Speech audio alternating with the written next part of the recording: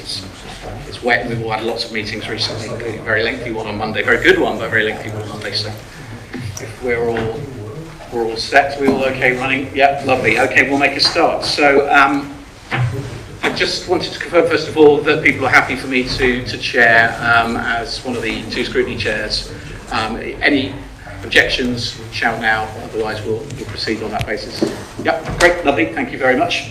Apologies. So we have apologies from the one here somewhere, Sharon. Yeah, here we are. Councillors Hannaford, Mrs Henson, Councillor Martin, Councillor Quantz, Councillor Kevin Mitchell, Councillor Wardle, Councillor Buswell, thank you, and Councillor Sills. Thanks, Sharon. Any further apologies anyone has? Councillor Atkinson for lateness. She's coming from another meeting, but I think she's intending to join us. She is a DP. Yeah, thank you. Councillor Atkinson will join us when she can. Right, so we will move on to agenda item 3, which is declarations of interests. Councillors are reminded of the need to declare any disclosable pecuniary interests that relate to business on the agenda, which have not already been included in the register of interests, before any discussion takes place on the item. If the interest is sensitive, you must also disclose the nature of the interest. In accordance with the Council's Code of Conduct, you must then leave the room and must not participate in any further discussion of the item. Councillors requiring clarifications should seek the advice of the monitoring officer prior to the day of the meeting. Agenda item 4 is the Local Government Access to Information Act, exclusion to the press and public. It is considered that the committee would be unlikely to exclude the press and public during the consideration of any of the items on the agenda tonight. But if we do wish to discuss any points that might fall under part 2, then we would need to pass a resolution to move into part 2, which will, I'm sure, someone will flag if and when we need to. So item 5, which is the medium-term financial plan update. And I'm going to hand straight over to Dave Hodgson, who's going to present to us this evening. Over to you, Dave. Thank you, Chair. Excuse me. And firstly, apologies for my voice. I lost my voice last week. And therefore I'm going to sit and stay close to a microphone with the hope that you can all hear me, but please shout if you don't hear anything, and I'll repeat it. So thank you for this invitation to present an update on the medium-term financial plan. I think it's important for all members to know what's been happening in the last 6 months since the budget was presented. Just to remind members, back in February we were highlighting a shortfall in the medium-term financial plan of £6 million. So I'm going to give you an update of where we are now, and then just talk you through the reasons how that's made up and what that entails, and then just talk to you about what's in your control, what's as a result of decisions of the council, and also show you what's outside of your control that's governed by central government decisions, and therefore maybe give you a flavour of why it's quite challenging to give you accurate figures year on year, because so much is outside of the control of the City Council itself, and hopefully that will help your understanding.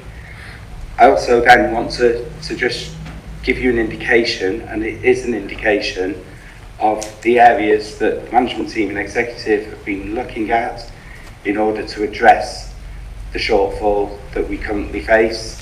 And then I am perfectly happy for members to open it up for members to offer suggestions of other areas that you consider we may be able to look at or to seek your views. And then finally just finish with a quick timeline of the process now to next February, when we set the next year's council tax and deliver the budget. So this should be a familiar slide. This is our medium-term financial plan. The key figure in green in the bottom right-hand corner is the reductions required to form a balanced budget over the medium-term financial plan. At the moment it's looking at £7.5 million. So as I said in February, it was around £6 million. the changes is made up of two elements, one of which is me just changing the way the medium-term financial plan looks. So in the medium-term financial plan set to you in February, there was a £600,000 expectation that leisure's budget would reduce, built in behind the scenes. In order to make it more transparent, I've just brought that out, so that increases the figure to £6.6 million. And then in July, decisions were taken to improve the waste collection service, to introduce food waste collection service, and that adds another £900,000. So £7.5 million in terms of the reductions required over the next 3 years in order to deliver a balanced budget. So to try and help you understand the 7.5 million, I've set out how the financial pressures are set up, included in the plan. So first of all, the big figure is £2.4 million, which is the result of the business rates reset. So when the government introduced the new system for business rates back in 2013, it was always planned that councils could benefit from the additional growth in their business rates, but at some point the government would reset the rates and then start again, effectively. So it would reset the rates, share that out across the rest of the country based on the formula that's used to allocate council's funding, and then effectively you start again. The initial plan was that it should be every 5 years. So that should have been 2018. So you can already see we're living on borrowed time, because as a council, we benefit significantly from business rates growth to the tune of 2.4 million over and above what the government say Exeter needs to deliver services in the city. So for the last 3 years, the government have delayed the resetting of the business rates. Our current expectation as a group in local government is that it will be delayed again this year to 2023, and that would tie in with the revaluation of business rates for businesses around the country. So it would make a lot of sense to extend it a further year and then reset, but over the period of the 3-year financial plan, we're absolutely expecting a reset. The government have stated it needs to be a full reset, but probably the only time they do a full reset. Going forward, they intend to do partial resets, but the expectation is we'll lose the £2.4 million. Alongside that, the government have announced the end of new homes bonus, and for us that's around £1.9 million a year. So that's reduced over the years. The government have changed new homes bonus. We used to get it for 6 years for each property built. It's now 4 years. We used to get the full amount for all the houses that were delivered in the area. We now get a proportion knocked off as an expectation of normal delivery. So it's reduced over the years. We did historically get around £4 million. We're now down to 1.9. The government have indicated the end of new homes bonus, but they have consulted on a replacement which seems to be called new homes bonus, but they haven't announced how it will work. The consultation was last December and they still haven't responded to that consultation, so we're still waiting to see what will happen, and the chances are it may not be at the comprehensive spending review, it may be at the local government settlement, which we expect in December. But as it stands, we're expecting to lose 1.9 million with no great certainty of whether we'll generate any income from what replaces it. Alongside that, good old inflation. So inflation is a fact of life. And this ranges from pay awards to utility costs to fuel to all of the supplies and services that we require to deliver the services. The expectation, roughly around £500,000 a year. Because we have a significant staff base, it's very much driven by the pay award for staff. £1.5 million, £500,000 a year, will roughly get a 1.75 to 2% pay award for staff. So inflation can change significantly, predominantly based on the pay award for staff. So if there was a pay freeze, for example, our inflation would drop. If there's a much higher pay award, and remember the pay award is a national pay award, it's not something that's individually negotiated by this council, then that would increase. As people have seen in the papers, currently inflation is a significant pressure, not just for the council, for households. So utility bills are rising significantly, fuel costs are rising significantly, and the council is not immune to that. So our inflation increase for next year is likely to be above the £500,000. In fact, it's looking around £624,000 at the moment. So, there's very great pressures and things that can change rapidly that will impact on the financial plan. So this is a best estimate based on what we currently know. Secondly, next, additional service costs. So over the years, we've made decisions that result in additional service costs. Those include bringing leisure back in-house. So there was an additional cost. Leisure came back in-house in the middle of a pandemic. So income is significantly impacted in our leisure service. And as it seeks to recover, you'll see later on, it will be part of the solution as well. Alongside that, as I mentioned, we're planning a new waste service, and there's an additional cost to delivering a food waste service within the city. Additional debt repayments. So this requires some explanation, because on the face of it, it looks like you've just borrowed a heck of a lot of money, and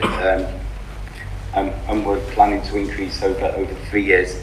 Actually, from decisions you've taken over the past 7 or 8 years, you've set aside money early to repay debt from the new homes bonus in order to benefit and reduce the savings required in earlier years. This is merely the medium-term financial plan now catching up with those earlier decisions.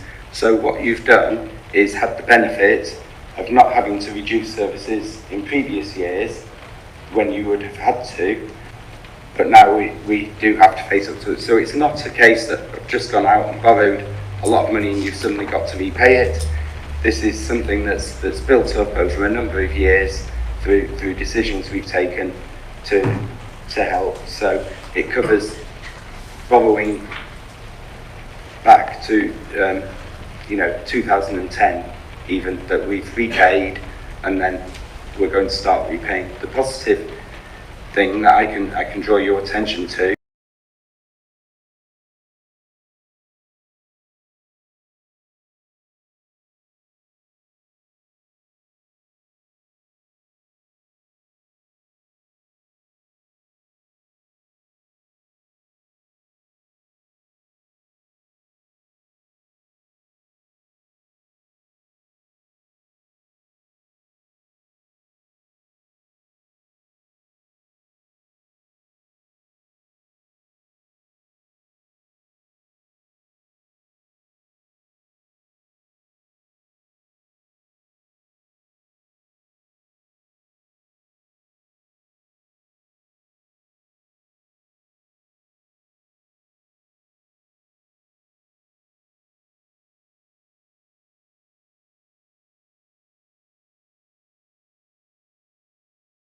our account, so it doesn't impact on the council taxpayer. and we have to replace it with a statutory repayment of debt.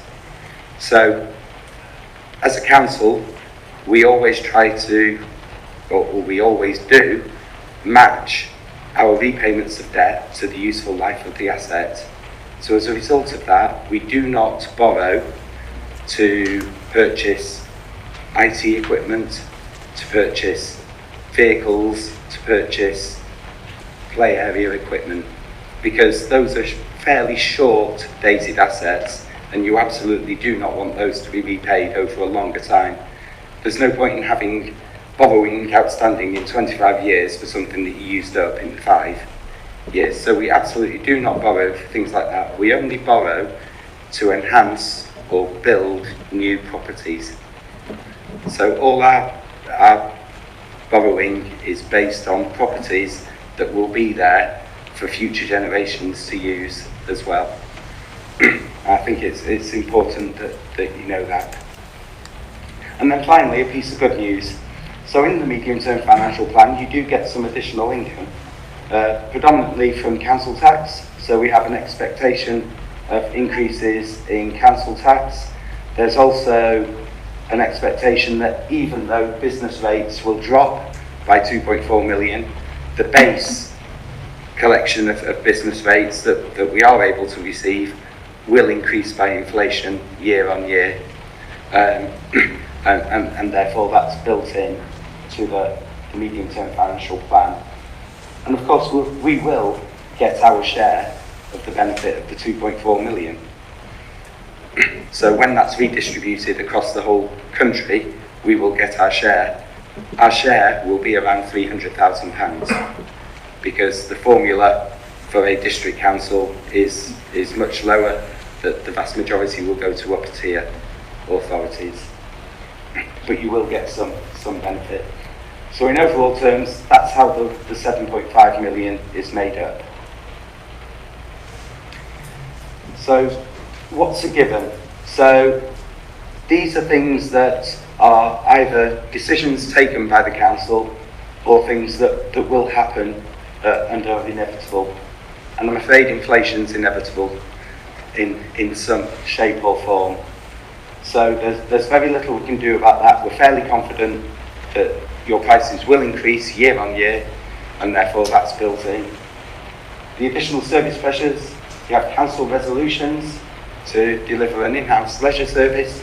You have council resolution to deliver an enhanced waste collection service, including food waste. So they're a given, subject to members changing their mind. And the additional debt repayment, as I said, this goes back over 10 years. We have borrowed the money. This cost will have to be met. But then outside of our control, we have 3 key areas. And these are all central government decisions. So we're absolutely reliant on central government to make these decisions for this to happen and for these to impact on our financial position. And that's the business rate reset, new homes bonus, and even the additional income. I'll just go through them. The business rate reset, as I said, the expectation is now it will be delayed a further year. So we've built that into the medium-term financial plan. I have no guarantee that the government will press the trigger then. New homes bonus, we haven't got clarity from the government on what will replace that and whether we'll be eligible to receive some of that funding. The additional income, the council tax, the level that we can set is determined by central government, and anything above that would mean you'd have to go to a referendum and seek the approval of your electorate to deliver an increase. That's risky and it's costly. So historically, councils have shied away from going over and above what the government has set. So the reality is those things could change, the timing of them could change, they could drop out. But this is our best estimate of how they will impact on the council over the next 3 years. So the total pressures year by year are an additional £2 million in 2022-23, 3.6 million in 23-24, and 1.9 million in 24-25. So what we've tried to do is use reserves to particularly smooth the second year. 3.6 million is a significant figure to find in 1 year. So we're proposing to use 600,000 of reserves to make it 2 million, 3 million, 2.5 million pounds. And these are the indicative areas that management team and the executive have worked together to provide. These figures are absolutely indicative. There's no suggestion that they will absolutely hit. Oh, sorry. Okay, I'll talk you through the areas then. So in terms of what we're looking at, leisure services is the first one. So prior to leisure services coming in-house, it was broadly cost neutral. When it was brought in-house, we added 1.3 million to the budget to enable it to be put in place and delivered in a COVID-safe way. The plan is to look at how we can deliver a leisure service that is broadly cost neutral again in the future. So looking to deliver 1.3 million, but given that COVID is still around, we're looking to back end that to years 2 and 3 of the medium-term financial plan. We're then looking at a target operating model and service reductions. So I hate to say it, but if you need to reduce your budget by 7.5 million, it is inevitable that there will be service reductions as part of that. So we have an organisational change programme under a programme steering group that's looking at the way that we deliver services to the public to improve the way we deliver services, efficiencies in the way that we deliver those services to the public. There will be a reduction in discretionary services.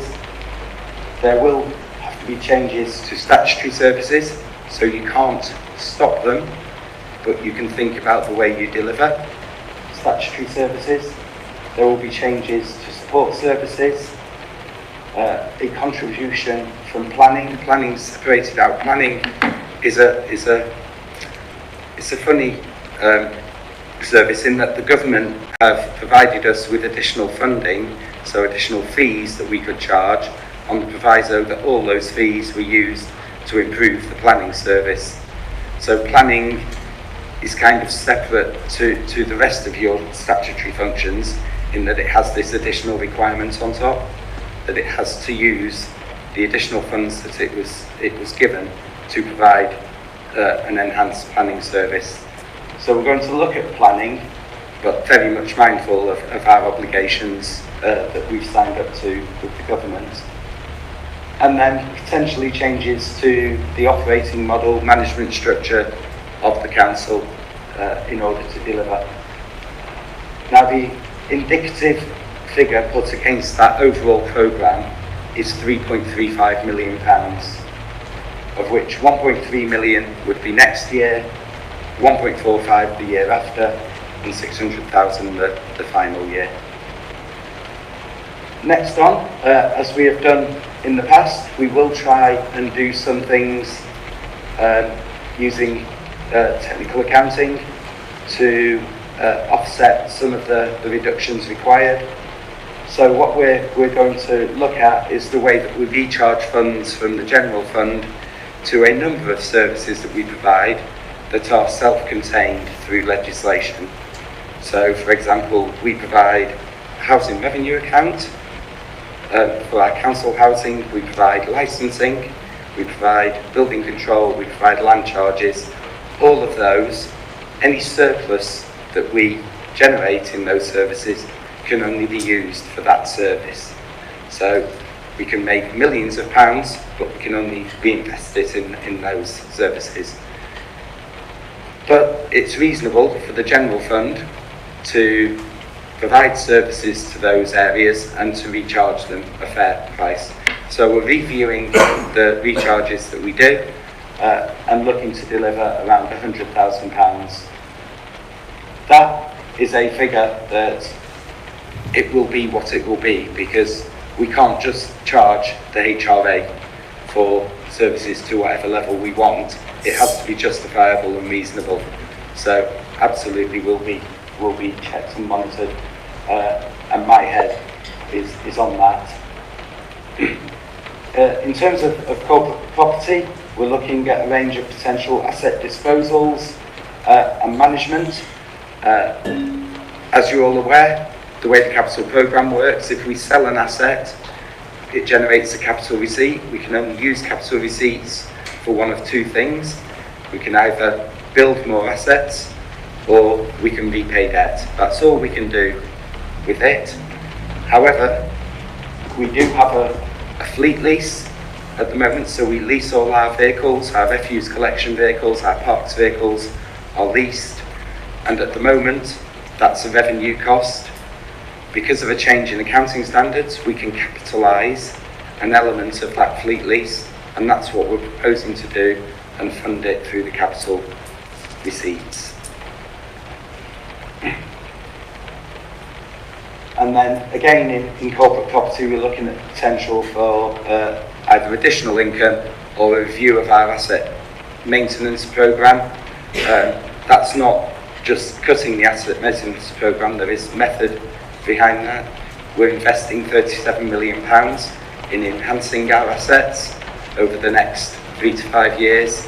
So it could be reasonable that there could be a reduction in the ongoing maintenance as a result of us enhancing those assets. We will seek with our partners to see if we can identify any additional external funding. We have a number of discretionary services that attract additional funding, and we'll see if we can deliver some additional funding from that. That will very much be a discussion with our partners. Again, no promises on delivering anything. We already get contributions in a number of areas. HR have been tasked with looking at options for terms and conditions, new working patterns. So this is the case of cutting all staff's terms and conditions, but potentially looking at ways that we can change the way they work, which may deliver a saving but be beneficial to the staff members as well. And then finally, income generation. And we're looking at 3 particular areas: commercialisation, Exeter city living, and car park income. So commercialisation, we have a commercialisation officer who's looking at a range of opportunities around trade refuse, commercialisation work within the MRF, and any other opportunities that come forward to him. He will go and work with the service to develop a business plan which will come back to council if it looks like its potential benefit. So we're seeking around £500,000 that way, around £500,000 from Exeter City Living. The reality, development takes time. You've got a 3-year window where you need to reduce costs. To develop and start to deliver will probably take 2 years at least to get to that position. But the council can lend money to the company in order to deliver those opportunities, and we generate a benefit from lending to the company, because we have to lend to them at market rates, whereas we borrow at rates from the PWRB. So again, expectation back-ended towards the end of the financial plan, but again we're seeking to deliver around £500,000. And then car park income. So car park income has been challenging over the pandemic.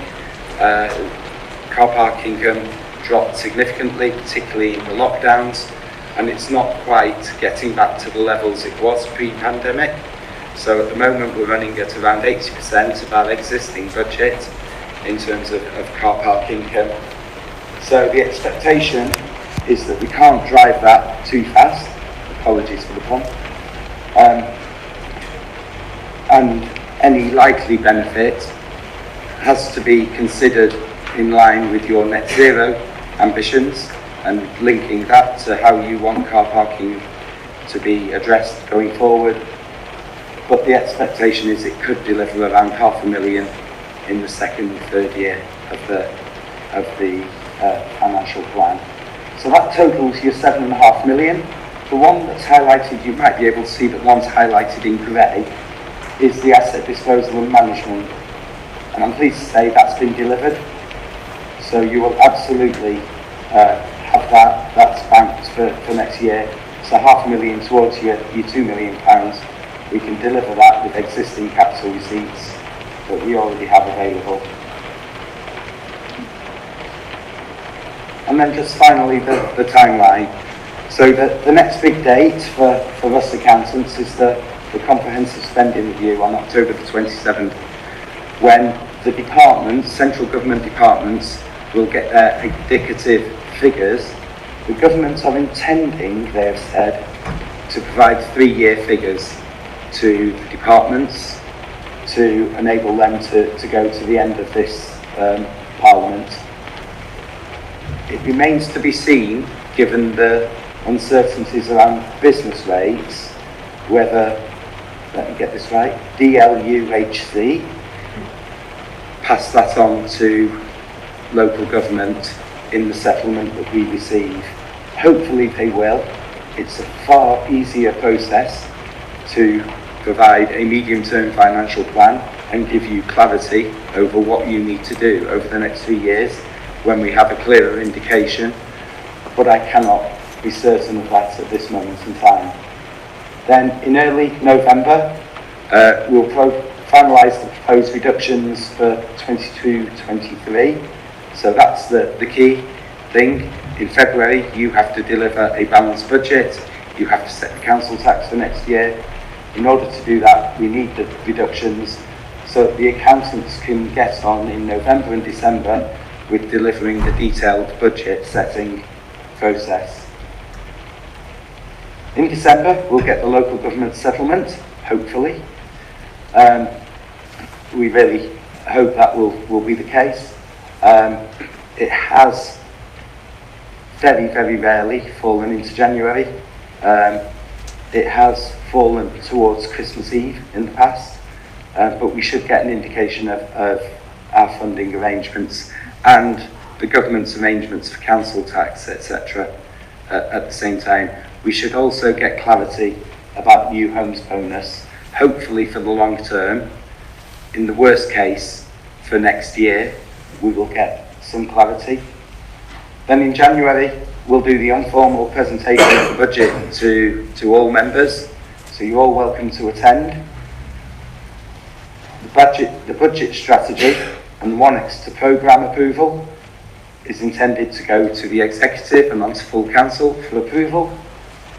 We'll finalise the budget, we'll get the final settlement from the government, so the government do the settlement in 2 stages, a provisional settlement in December that they consult on, and then a final settlement in January. And then in February, the budget will go to the executive and full council for approval. And I'm happy to take any questions or comments.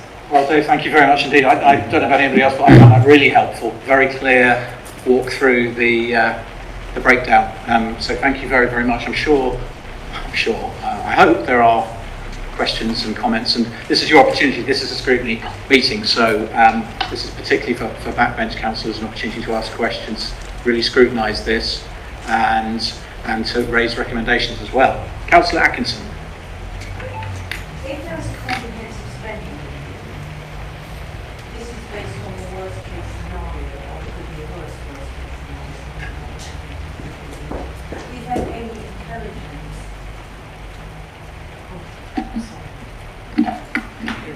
again, sorry. I'll repeat that. I think we've got a comprehensive spending review, which we haven't had, so things have limped along. And so, is this presentation, I'm sorry I was late at the beginning, I think you knew I was going to be late. This is a worst case scenario. Are you expecting after the comprehensive spending review for it to be an even worse case scenario? Or are you optimistic that it may improve? Thank you. So what I would say, this isn't the worst case scenario, this is our best estimate of where the position will land. The comprehensive spending review, local government funding now is broadly wrapped up in taxes that are by statute required to be spent on local government. So the business rates and council tax can only be used to fund local government, and broadly that is what the local government family delivers. So the comprehensive spending review, I don't expect it to provide a great deal of comfort to local government or many areas of the public sector, because public finances are challenged after having spent significant amounts on responding to the pandemic. But what I would expect is that the funding for local government shouldn't be significantly different. Austerity took the majority of the other elements of central government away. How central government tend to fund the other elements of local government that they're interested in now is through targeted grants. So there are elements that aren't built into our medium-term financial plan that, because they're net neutral, because they're funded from other central government grants, that may be impacted, but our core spend shouldn't be significantly impacted. What I would say is when the government deliver the business rate reset, they're intending to deliver a review of the formula that underpins how councils are funded compared to each other. That could have a significant impact on the council, depending on the way that the formula changes. That could be positive, it could be negative. Until further information comes out from the government, it's difficult to say how that would impact.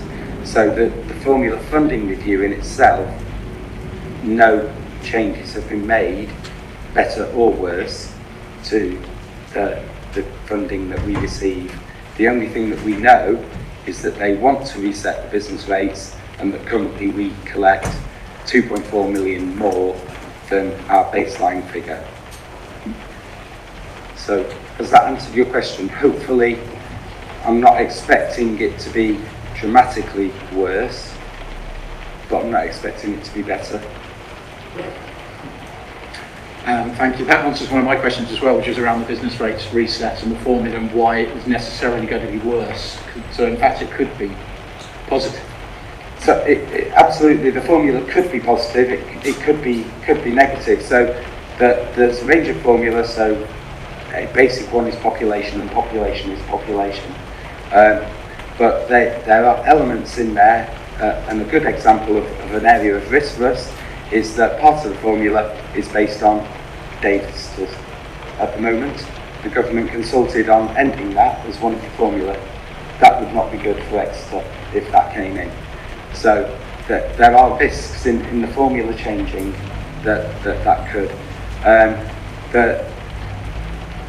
There are others, deprivation, rural areas, things that, and when it's formula, it's not that we have those issues in our areas. So deprivation, there's absolutely deprivation in Exeter. It's how you compare to the rest of the country that's important, because if deprivation goes up significantly, it's where Exeter is, and Exeter broadly is a relatively prosperous area compared to other areas of the country. So that could be a risk to the council. If it comes down, even though we have pockets of deprivation, it may actually slightly benefit us. So there's things that can change in the formula that will absolutely impact on Exeter City Council. But it's difficult to know until government have worked through all those areas, because it's a massively complex formula. We're just one small part. Local government, district councils, if you think you've got adult social care, you've got education, children's services, you've got highways, you've got fire, and even the police have an element. You know, that there's significant areas of this that need to be worked through, and unfortunately the pandemic did get in the way. They were partway through the work, and it has ground to a halt. There's still work to be done, particularly in things like children's services, which are notoriously complex and challenging. So, you know, that is another reason why, you know, the expectation is that it will be held up, because it would make sense to reset the business rates at the time that you introduce a new formula. That's really helpful, thank you. Before I come to Councillor Atkinson, Councillor Fole.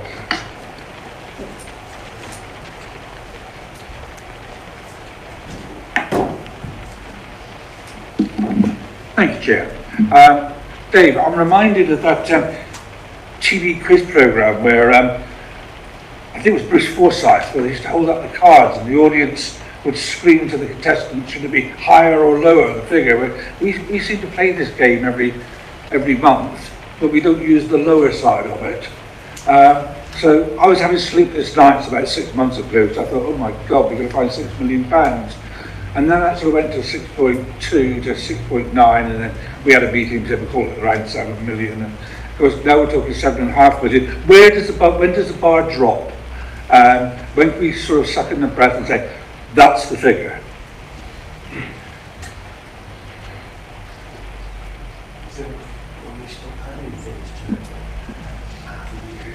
So that's a really good question. So the bar drops when we take decisions on how to address the challenge. So as I highlighted, £500,000 delivered to capitalise the vehicle fleet lease. That will be delivered next year. I'm assuming councillors will vote in favour of that, because it won't have any impact on services whatsoever. But ultimately, every decision is a council decision.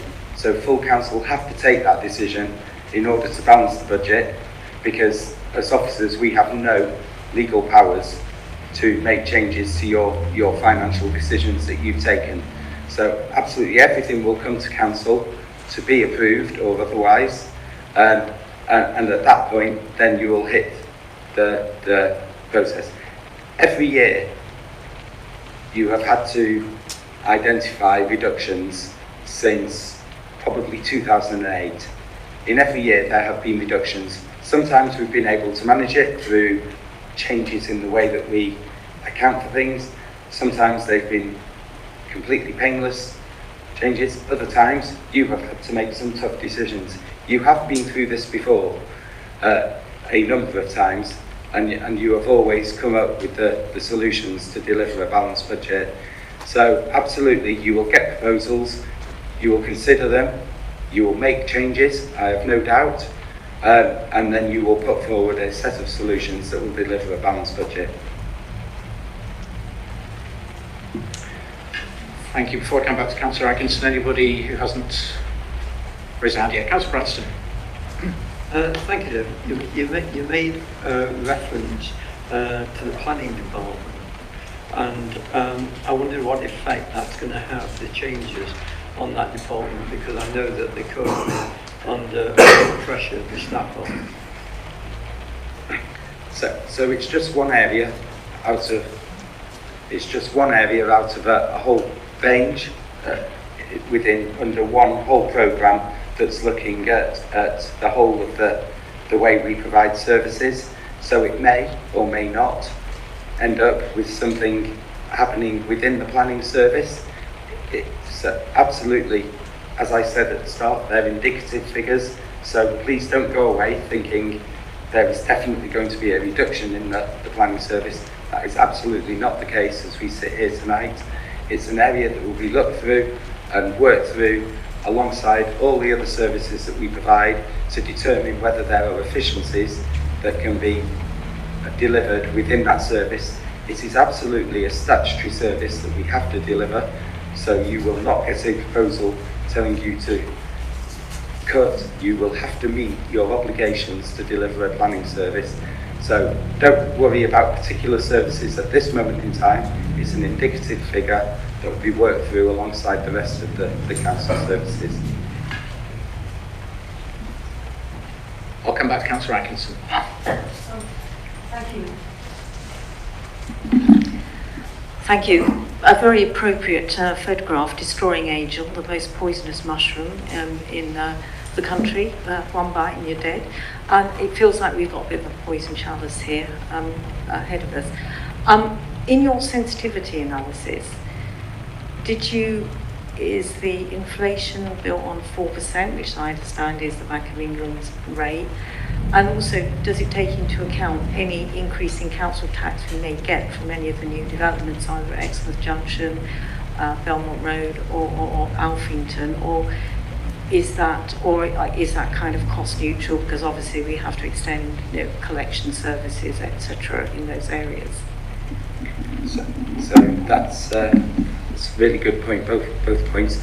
So no, inflation isn't based on basic CPI. So CPI or RPI is devised through using a basket of goods, and it looks at a general household. So we look at inflation as it's likely to impact on us as a council buying goods and services. So we will look particularly at energy or fuel costs or the supplies and services. So if you take, for example, software license costs. So software vendors are a law unto themselves in terms of price increases. They don't tend to go up by normal inflation. So what we try and do is look at our range of goods and services and make an estimate almost on a line-by-line basis of what we expect that to be. So some of them we will artificially keep down. So things like stationery, we may say, right, services can only spend the same as they had last year. Accept the fact that there may be inflation and they maybe have to buy less, but they'll have to buy less.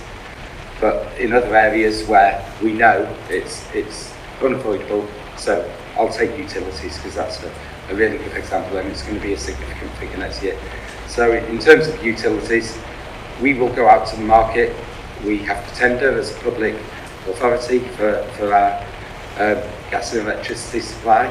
We are fortunate that we have a whole host of solar panels, for example, that keep our costs down, but we still do use electricity. We'll go to the market and we will pay more than we paid this year, undoubtedly, because that's where the market is. And we will reflect that. Will not be a 4% increase, that will be a 10 or 12% or maybe even higher increase in utility costs this year. So we absolutely look, we've got quite a sophisticated inflation table that sits in our finance system that we can manipulate individual lines to reflect what's most likely to happen. Sorry, and council tax, so we absolutely build in an estimate of an increase in the tax base year on year. And in terms of refuse collection, so you're absolutely right, more houses mean they have to increase their vans, but waste collection kind of works on a tipping point. So when you have waste collection vans, you can absorb some additional building of new homes, but at a point it will be needed that you will need an entire new round. So we don't just increase waste collection for every development that comes on, but it's planned, and then if there's a need to increase the number of rounds, that will come forward as a pressure at that point. But it kind of works on a absorb, redesign the rounds, and then suddenly you've hit so much extra development that you do actually need a new round. Thank you very much. Any other questions or comments or recommendations? Remembering there really are no stupid questions, so don't hold back. I've got a couple. On the 500k sale of assets is obviously welcome and in the bag. Could there be more? So potentially there could be, but I'll also have more vehicles to lease. Not least new food waste vehicles that will be coming online in the near future. Yes, there's absolutely a pipeline of potential, not significant. We don't have. Exeter is a heavily built up city. There's no getting away around that. The vast majority of property or land that we own either has operational properties on it that we use to deliver the services, or commercial properties which actually generate an income. So it's going through particularly commercial properties and identifying ones that would be better placed outside of our portfolio. In terms of asset sales, and sorry, another key part of that is lease restructures. So we do restructure leases with occupiers of commercial properties, and that generates a capital receipt when they effectively buy the lease for the period up front, which a number of larger organisations prefer to do than paying an annual rent. In terms of sales of operational, that will be as and when properties become available. We look at the way that we work and look at whether we can shrink the operational property we have. And my other question was about the Exeter City living return, which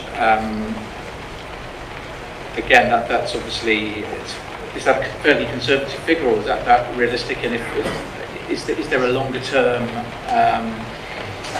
projection of when that return might start to come in beyond these 3 years? So as a council, you should be getting a business plan from Exeter City Living in the next few months, by February at the latest, for you to consider and approve. The challenge, as I said, the development takes a long time. So as we're looking at just a 3-year window, all we can really look at the moment is the opportunity to lend money to Exeter City Living and then the interest. Longer term, if it's successful, then Exeter City Living should deliver a range of options for new housing in the city, which may deliver an ongoing income. My expectation is that will be 5 to 10 years in the future. So absolutely something that you're planning for the longer term, which will have a benefit for the council, but probably not within the scope of this medium-term financial plan. Any other questions? Councillor Walcott. Thank you. Yeah, just 2 quick questions. The first on the leisure service, which, as you identified, is in here as increasing service spending. And you mentioned that the goal is to get it to be spending neutral, but that won't likely happen until towards the end of the period. I'm just interested, firstly, on the reasons for that. You mentioned COVID.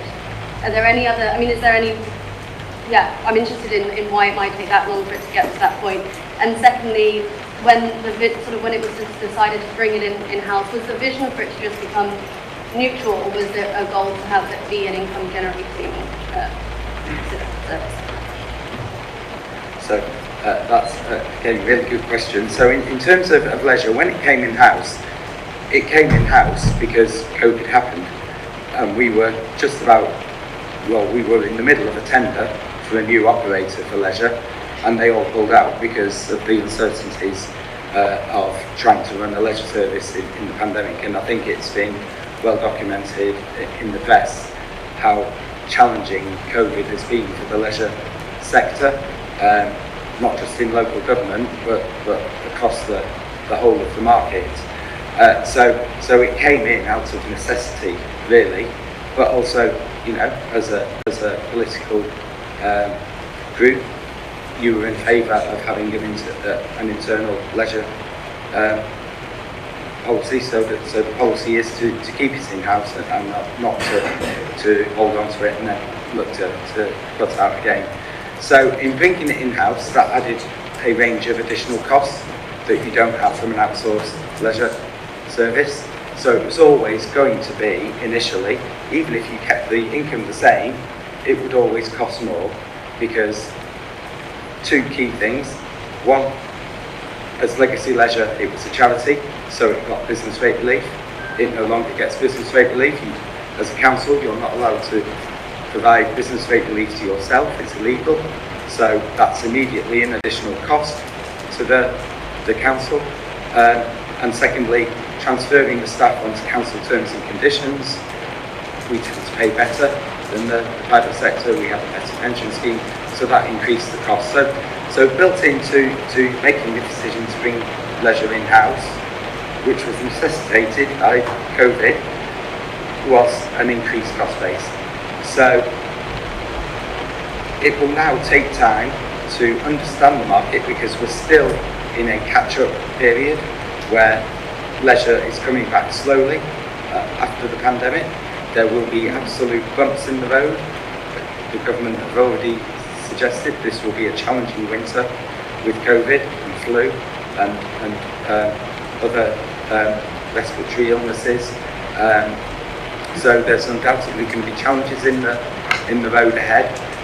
So it's realistic to expect it will take a little bit of time for us to fully understand what levels of income, what charges will be needed to deliver the levels of income that will generate a cost-neutral service, or what a cost-neutral service would look like. And then that would come to councillors, and it would absolutely be your decision. So the thing around leisure's a discretionary service. You don't have a statutory responsibility to deliver leisure services, but most councils do provide leisure services for their communities.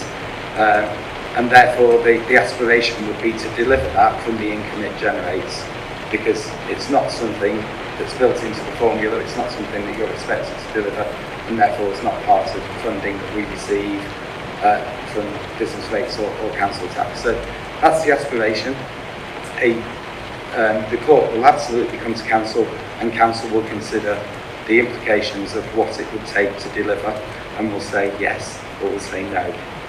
And if you say no, then we go and look elsewhere. Thank you, that's really helpful to have that background. Second is more just a kind of processy question, which is how we talked about inflation on the expenditure side, but on the income side with grant government funding, how do they factor in inflation year on year? So, inflation. So let's talk two different parts of inflation and income, because it's a really important point. So the government absolutely do base the increases in our business rate baseline on inflation. September's inflation just been, so it was 3.1%. So actually quite a good, if you can say that, quite a good increase for local government. We're usually around the 2, even lower last year, I think, but around 2% is what you normally expect to get. The 3.1% increase in the baseline this year. Whilst we've got business rate reset, whilst we've got business rate growth, and it hasn't been reset, actually that doesn't matter to us too much, because we're above the baseline. So what matters to us is how much above the baseline we are, and that baseline could go up £2 million. Actually, we'd still have £400,000 extra of growth. But you're absolutely right, the government do increase that. We also have income streams, and we will add inflation increases to those based on what we assess is reasonable to expect. The one area that we don't add a standard inflationary increase to is car park income. So car park income is decided separately based on your policies around car park income, and it comes as a separate report to council. And that could be that there'll be no change, or it could be that you're planning a change. So car parks come separately. Most other areas get a general inflationary increase, and it will roughly be around similar to what the CPI is. Can I just ask a really quick follow-up? Okay. The 1.5 million in inflation on the expenditure side that is part of the shortfall, then that's in excess of what would be caught by the increase in... So that's net of income. Yeah, that's net of income inflation. So roughly it's £500,000 more after you've taken into account the fact that you'll get more income, but your costs will have gone up by higher than that. So. Any other questions or comments? Well, I'm happy to, if, obviously this is a scrutiny meeting, but I'm happy to bring in portfolio holders or officers if anybody would like to contribute. Otherwise, we'll look to wrap up. Everybody's got their eye on the rain. Okay. Well, I think it's been... Yeah, Phil, come on. Yeah, please do. Sorry, I sit at the back because this is the members' meeting and not really the leaders or the portfolio holders' meeting. And I suppose what I was keen to listen to is, how are we going to solve this problem? How are we going to square this circle? What do we don't do? What can we do better? What is it? I mean, I was told, do we close the RAM? I mean, do we shut down things? Do we, I don't know, what is it? Because we're going to have to do something and look at that list. And I suppose I wanted to hear what the view was, or some people could say, we'll leave it to you, you're the ruling party. We'll leave it to you to bring forward your plan, and then we'll have a look at it then. And I get that, and we will do that. But I suppose I did want to hear what was coming back, what were the priorities, what is the direction. I don't mean all the stops on the way that you would have to tell us, well, do this, change that, do this, but which ways, do we say, do we do a West Somerset sort of thing? Just do statutory services, forget all the discretionary, just do what we've got to do. I would listen to you, I would have a problem with that one. Stop focusing, Phil, stop focusing on skills. You don't need to do that. You can spend that money on something else, or that sort of thing. I really wanted to hear that. I mean, we will have some more briefings. Now, if you haven't got enough information, or you would like to have a bit more information, then I would certainly want to talk to the directors about that. And I know you just feel you've had a bit like the rain outside, it's all showered down on you at the moment, and we're sort of saying, give it all to me. I'm not asking you to give it, do this, do that, Phil. It's, what is the direction you want to help push this council? I suppose that's it. I suppose not very helpful, Matt, but that was the idea. That's what I was sat there thinking. And I think I'm a bit conscious. It feels a bit more like a very good briefing rather than a scrutiny meeting, which is fine. It's very useful information. But no, you're right. It may be that we go away, that this is the beginning of a scrutiny process. That maybe there are some topics that we can draw out of this and have a look at. So, what about the in-house leisure service? What about sale of assets and so forth? So worth having a think about. Kareem, bring him in here. I would probably make the point that what you've been presented with by Dave is an approach which is not a very simple approach. We're 10 years in austerity. We've learned a lot with that time. We've never gone down a crude approach of one thing only. We've tended to have a blend.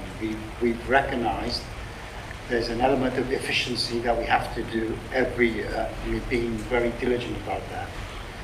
the efficiency drive has been in the area of about 20% year on year as we've looked at capacity, we've looked at process, and we've gone about trying to identify things that can be removed from the process without impacting on the customer. And within this is still a focus on that efficiency, which is the one Exeter. We're very conscious that we probably haven't done as much as we would want to do in terms of digital transformation, helping further drive that efficiency. So within this strategy, there is a significant component about efficiency. So that's the first thing.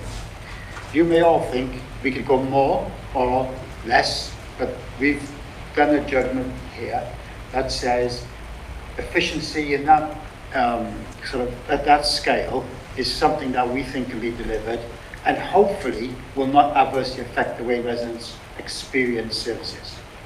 So that's the one component. Other organisations or in previous years have said they have kind of gone for one particular one solution to the solving of the shortfall. Now that might have been, for example, they've taken a view that said we will privatise. So some of them have said we're taking services out and see if we can drive them more efficient.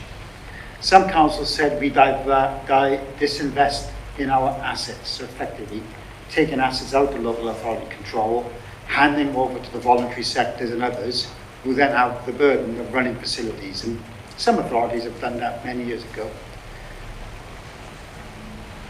Some authorities have taken the view that says we're going to go down the statutory discretionary service with a little bit more determination. And you will know in the beginning of austerity, cities like Newcastle went out of culture, for example. What we try to do is to say, no, none of those are all important. And for example, we took the Devon Wildlife Trust partnership as a way of managing our riverside valley parks, so that we as a council reduce the burden of management, but actually they then have, and they're better suited to attracting funding to improve and enhance biodiversity. So we've used some disinvestment of assets, but we never saw that as being the single solution solving the problem. Likewise, some authorities have gone down commercialisation in a big way, and we took a really determined view. We're going to be looking to invest in properties outside of Exeter in order to get an income stream, as some authorities have done. And that was part of the conversation at council the other night, where the concern was we were effectively buying properties for a commercial return. And we deliberately, as a council, have not done that. But that commercialisation focus has been a big play in many councils, and they've now come a cropper. And they've come a cropper precisely because instead of doing, or in addition to doing the hard graft of making it more efficient, thinking about priorities, you could buy properties, use the potential borrowing route, and in the short term, got a commercial return that offset the cutting. In this strategy, we are still saying property has to do work for us. But the discipline that we imposed was, if we can be more focused on the assets that we hold, assets that we dispose of, we could get a regular income receipt from disposal of assets, enough to pay for, which is what we've done, the leasing of that contract. So there's an element of that, and there's still work to be done. So in here, there's 500,000 identified that property needs to do. We need to do more with property to get a return. Now, I don't think that's overly optimistic. I think that's, given our asset base, I think that's a reasonable ask over the next 4 years. But members could feel we'd rather even have it. My little bit of tempering that is I also know our commercial property side have got a massive job to do in terms of supporting not only Exeter living and delivering theirs, but livable Exeter. And there is only so much capacity in that team. So there's something about that. We've always, since I remember from austerity,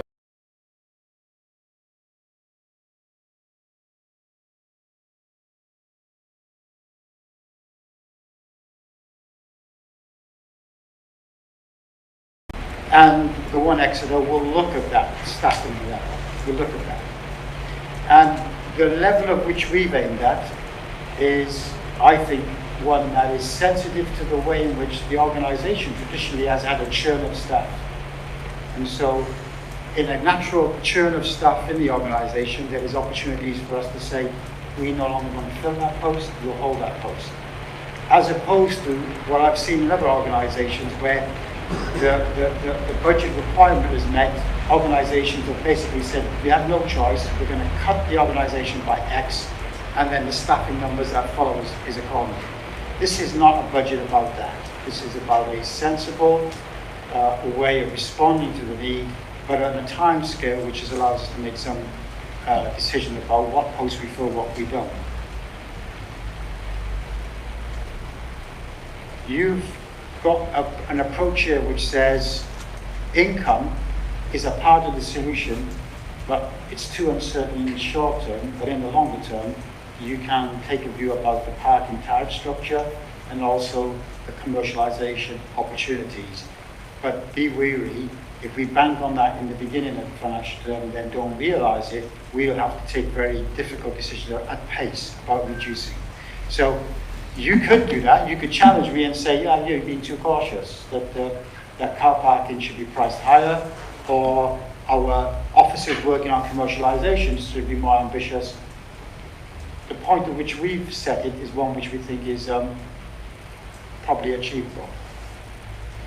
So the big areas here for us as officers that we need you as members to own in terms of what we need from yourselves is we've got a tendency to like to do things, not such a tendency to stop doing things.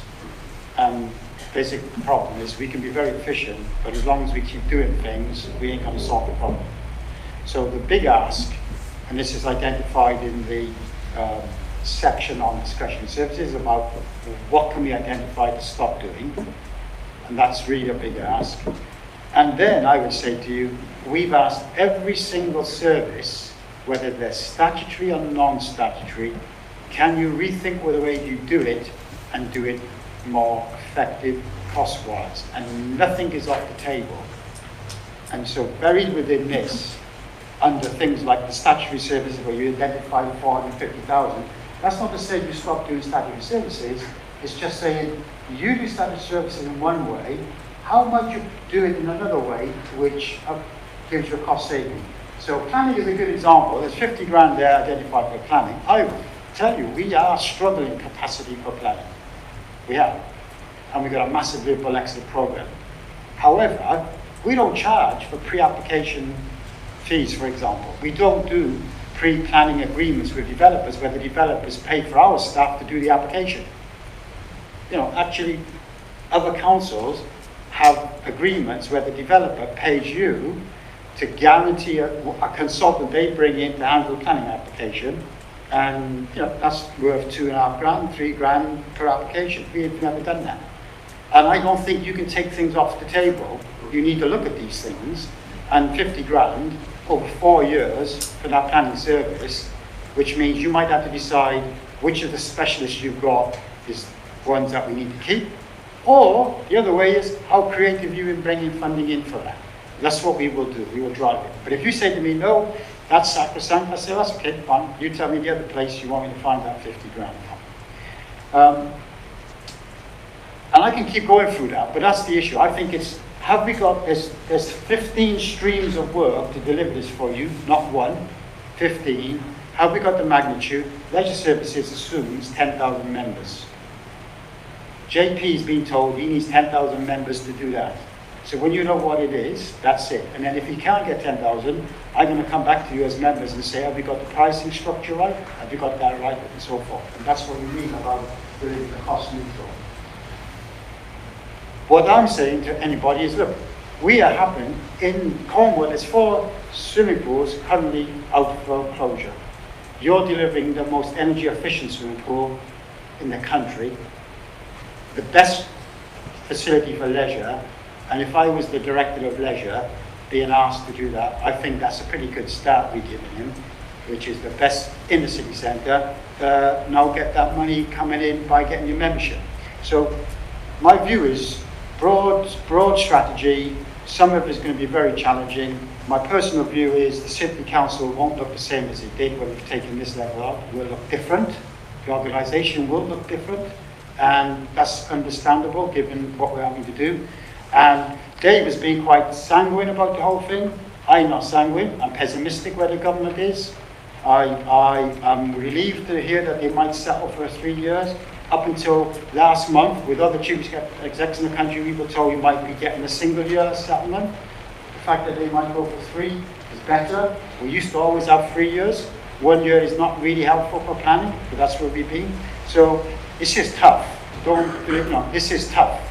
We've done 10 years, taken 16 million out of the organisation with the savings to date, and now we're looking at 7 years into the future. Thank you. Yeah, absolutely. Maybe we're sitting in an asset. We've got police here with us now. That's a good sharing of resources. Do we need this building in the coming years? Is there more homeworking going to happen? I think it probably is. So I'm sure we've looked at this. Redeveloping this site. What about sharing County Hall? Why are we sitting in a separate building to Devon County Council? What about? I'm not necessarily saying I believe in all this. It's just things on the top of my head.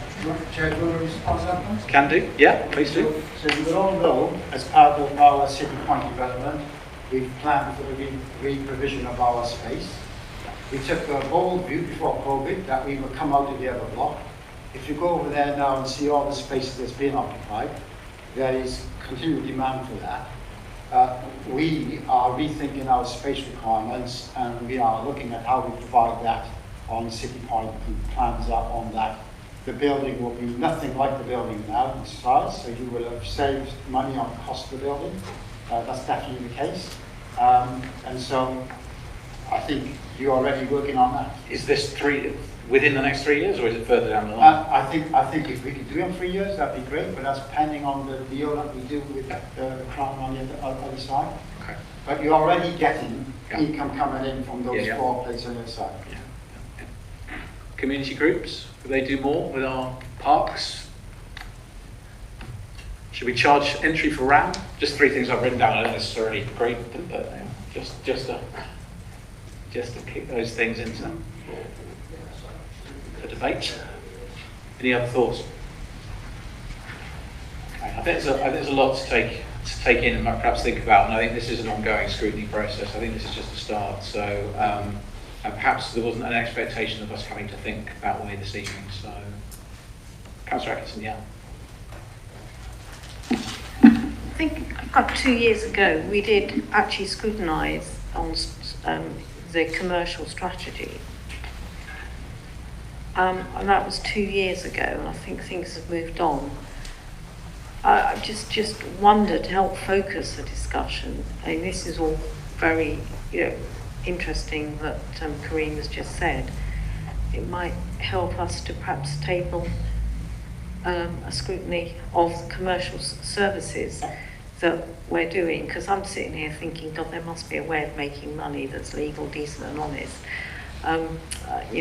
It's like you've got all those people on Instagram, on influencers and things like this. I'm thinking, what can Kareem do to get 1 million influencers? That's off the wall, isn't it? But I mean, I look forward to the pro forma from you. Let's do it. Yeah, I mean, absolutely. That's exactly the sort of thing we should scrutinise. So let's have a session on that in one of the 2 committees. So if you can. Because we are sitting on a lot of assets which we know are redundant. We do know there are certain planning laws which enable us to change use of buildings. We do know through Exeter Living that we have a fantastic vision for the city. Absolutely amazing. I just wonder how many other councils have got the kind of same vision that we've got. And I just think, we have got a lot of difficulties here, and certainly our capital programme is one which kind of is a standalone from services, but is the income generating bit of it. Obviously we can't, we've got to make our services balance, income from that, and that's the tough part. It's much nicer to concentrate on the exciting bit that we can do going into the future. But I know that there have been, we do need to also consider about what discretionary services we need to do, and that's really sad. Yeah. Thank you. Okay. Well, I will draw it to a close unless people feel there's anything else they want to say. Okay, we will. But thank you very much indeed, Dave. I think that was incredibly helpful. And as I say, this is a starting point, I think, for Scrutiny to do more. So hopefully it's food for thought, and you'll come up with some good thoughts, some good ideas. Do fill in those pro formas and send them in. We are looking for new Scrutiny topics, so it's a good opportunity, and hopefully this will spur on some thoughts. Lovely. Thank you. We'll draw the meeting to a close. I think Dave and I are going to join a crash tribute.